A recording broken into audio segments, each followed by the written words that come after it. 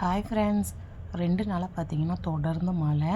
So இந்த மழைக்கு இதமாக குழந்தைங்களுக்கு ஏதாவது ஸ்நாக்ஸ் செஞ்சு கொடுக்கலாம் அப்படிங்கும்போது குழந்தைங்க இந்த மசால் போண்டா ரொம்பவே விரும்பி சாப்பிடுவாங்க.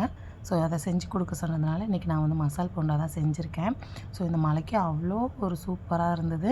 நல்லா சூடான மசால் போண்டாவோட ஒரு கப் டீ வச்சு சாப்பிட்டோன்னா அவ்வளோ சூப்பராக இருக்கும். ஸோ ரொம்ப சிம்பிளாக செஞ்சிடலாம். ஸோ மிஸ் பண்ணாமல் இந்த ரெசிபியை ட்ரை பண்ணி பாருங்கள். ரொம்ப டேஸ்டியாக இருந்தது. இப்போ இந்த மசால் போண்டா எப்படி செய்கிறதுன்னு பார்த்துடலாம். ஸோ முதல்ல ஸ்டவ் ஆன் பண்ணி ஒரு கடாய் வச்சுக்கோங்க. கடாயில் 2 டேபிள் ஸ்பூன் அளவுக்கு எண்ணெய் விட்டுக்கோங்க. நார்மலாக வீட்டில் சமைக்க யூஸ் பண்ணுற எண்ணெய் தான்.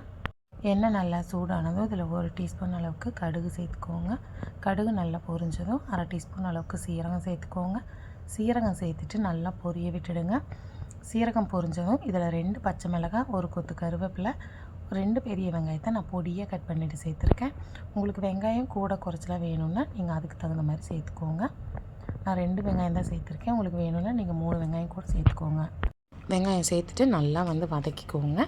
வெங்காயம் எண்ணெயிலேயே வணங்கணும். ஒரு நிமிஷம் போல் அப்படியே வேக வச்சுக்கோங்க. நல்லா வெந்து வந்துடும். வெங்காயம் நல்லா வதங்கினதும் இதில் 1/2 டீஸ்பூன் அளவுக்கு இஞ்சி பூண்டு பேஸ்ட்டு சேர்த்துக்கோங்க. உங்களுக்கு இஞ்சி பூண்டு பேஸ்ட்டு சேர்க்க விருப்பம் இல்லாதவங்க பூண்டு ஒரு 10 பல் தோல் உரிச்சிட்டு நல்லா இடிச்சிட்டு இந்த வெங்காயத்தோடு சேர்த்து நல்லா வதக்கிக்கோங்க.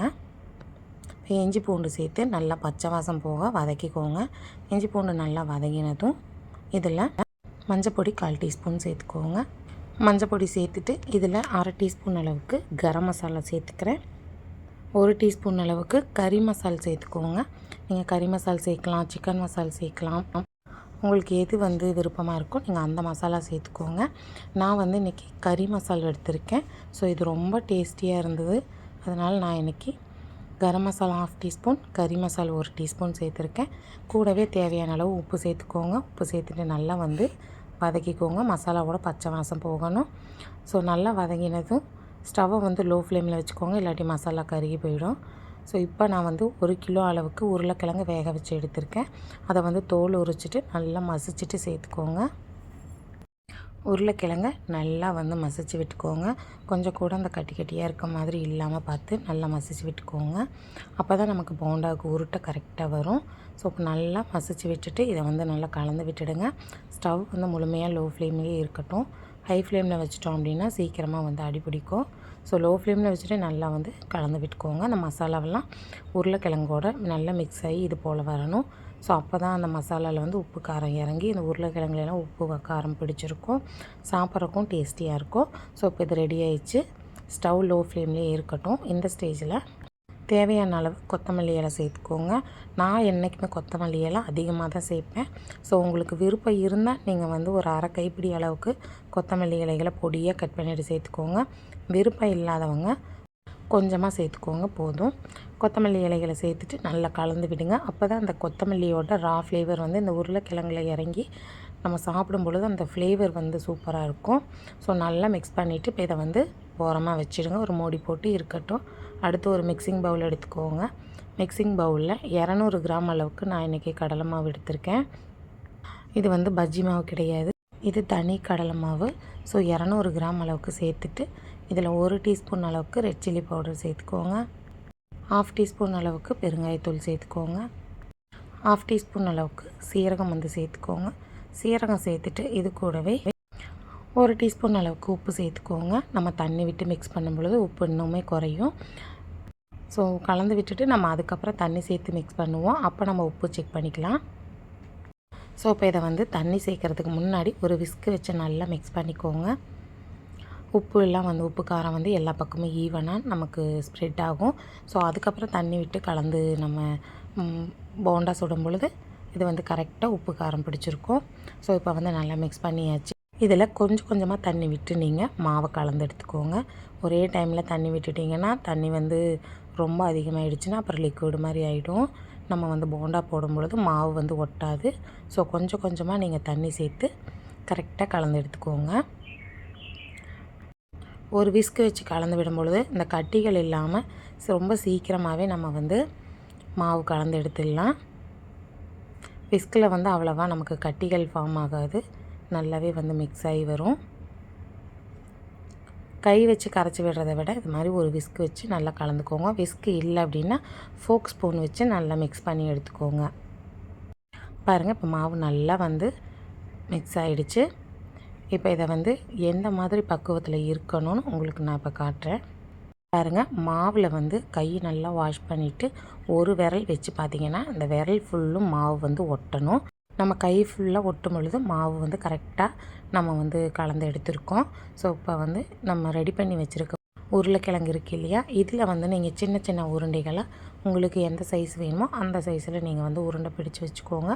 கொஞ்சம் பெரிய பெரிய போண்டா வேணும்னா நீங்கள் பெரிய உருண்டைகளாக நீங்கள் வந்து உருட்டி எடுத்துக்கோங்க. எங்கள் வீட்டில் குட்டி குழந்தைங்க இருக்கிறனால நான் சின்ன சின்ன போண்டாவாக நான் வந்து இன்றைக்கி போட்டு எடுக்கிறேன். ஸோ இந்த மாதிரி உருண்டைகள்லாம் நீங்கள் வந்து ஒரு பிளேட்டில் ஒரு 10 to 15 உருண்டைகள் வந்து ரெடி பண்ணி வச்சுக்கோங்க. அப்போது தான் நம்ம வந்து போண்டா வந்து எண்ணெயில் சேர்க்கும் பொழுது கரெக்டாக இருக்கும். ஒன்று சேர்த்த உடனே இன்னொன்று சேர்க்கலாம். அப்படி இல்லைன்னா நம்ம உருளைக்கிழங்கு எடுத்து உருட்டி மாவில் சேர்த்து அதுக்கப்புறம் எண்ணெயில் சேர்க்கும்போது ரொம்ப நேரம் ஆகும். ஒரு போண்டா வெந்துடும், ஒரு போண்டா வேகாத மாதிரியும் இருக்கும். ஸோ இது போல் நீங்கள் ரெடி பண்ணி வச்சுக்கிட்டு அதுக்கப்புறமா வந்து நீங்கள் மாவில் டிப் பண்ணி ஆயிலில் போட்டு பொரித்து எடுத்துக்கோங்க. இப்போ பிடிச்சி வச்சுருக்க உருண்டைகளை இது போல் மாவில் போட்டு எடுத்துக்கோங்க. இந்த மசால் மேலே எல்லா பக்கமும் வந்து நமக்கு அந்த பஜ்ஜி மாவு வந்து ஒட்டணும். அப்போ தான் நம்ம போண்டா போட்டு எடுக்கும்போது நமக்கு அழகான உருண்டையாக அந்த போண்டா கிடைக்கும். இப்போ ஆயில் வந்து நல்லா ஹீட் ஆகிடுச்சு. நம்ம ரெடி பண்ணி வச்சுருக்க அந்த போண்டாவை ஆயிலில் போட்டுடலாம். இதே போல் நம்ம எடுத்து வச்சுருக்க எல்லா உருண்டைகளையும் நீங்கள் உடனே ஆயிலில் வந்து சேர்த்துக்கோங்க. ஸோ பிகினர்ஸாக இருந்தால் பொறுமையாக செஞ்சுக்கோங்க. ஆயில் வந்து நல்லா ஹீட் ஆகிடுச்சுன்னா இது போல் நல்லா கொதித்து வரும். ஸோ கவனமாக சேஃபாக இது போல் போண்டா போட்டு எடுத்துக்கோங்க. பாருங்கள், இப்போ நான் வந்து இடம் இருக்க வரைக்கும் நான் வந்து போண்டாலாம் ஆயிலில் சேர்த்துருக்கேன். ஸோ நீங்கள் வந்து இது போல் நிறைய போட்டு செய்யணும் அப்படிங்கிற அவசியம் இல்லை. நீங்கள் வந்து கொஞ்சம் கொஞ்சமாக ஒரு 3-4 போண்டா போட்டு கூட நீங்கள் பொரித்து எடுத்துக்கோங்க பிகினர்ஸாக இருந்தால். ஸோ இப்போ வந்து நம்ம போண்டா எண்ணெயில் சேர்த்துட்டு ஒரு 2 நிமிஷம் அப்படியே வேக விட்டுடுங்க. நல்லா வெந்ததுக்கப்புறம் ஒரு டைம் கலந்து விட்டிங்கன்னா எல்லா பக்கம் ஈவனாக வேகும். ஆயில் நிறையா சேர்க்கும் பொழுது நல்லா வந்து போண்டா வந்து எல்லா பக்கம் ஒரே மாதிரி வெந்து வரும். ஸோ அதை கவனமாக பார்த்து நீங்கள் ஆயில் சேர்த்து பொரித்து எடுத்துக்கோங்க. இப்போ நமக்கு போண்டா ரெடி ஆகிடுச்சு. ஆயிலேருந்து வெளியே எடுத்தாச்சு. வேறு ஒரு பிளேட்டுக்கு மாற்றிக்கோங்க. ஸோ இதே போல் மீதம் இருக்க மாவுலேயும் நீங்கள் மசால் போண்டா போட்டு எடுத்துக்கோங்க. ரொம்ப சூப்பர் அண்ட் டேஸ்டியாக இன்றைக்கி வந்து மசால் போண்டா செஞ்சாச்சு. இது மழைக்கு இதமாக டீயோடு வச்சு சாப்பிடுங்க. டேஸ்ட்டாக அவ்வளோ சூப்பராக இருக்கும். மசால் போண்டாவுக்கு நம்ம வந்து குருமா வச்சும் சாப்பிட்லாம், அதுவும் டேஸ்டியாக இருக்கும். நான் அதை வந்து அடுத்த ஒரு வீடியோவில் உங்களுக்கு நான் அப்லோட் பண்ணுறேன். அவ்வளோதான், ரொம்ப ஈஸி அண்ட் சிம்பிளாக நம்ம செஞ்சாச்சு. இந்த மசால் போண்டாவை நீங்கள் வீட்டில் ட்ரை பண்ணி பாருங்கள். ட்ரை பண்ணி பார்த்துட்டு எப்படி வந்ததுங்கிறத மறக்காமல் கமெண்ட்டில் சொல்லுங்கள்.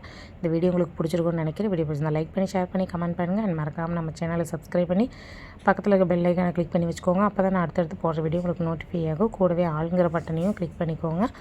அடுத்த ஒரு வீடியோவில் பார்க்கலாம்.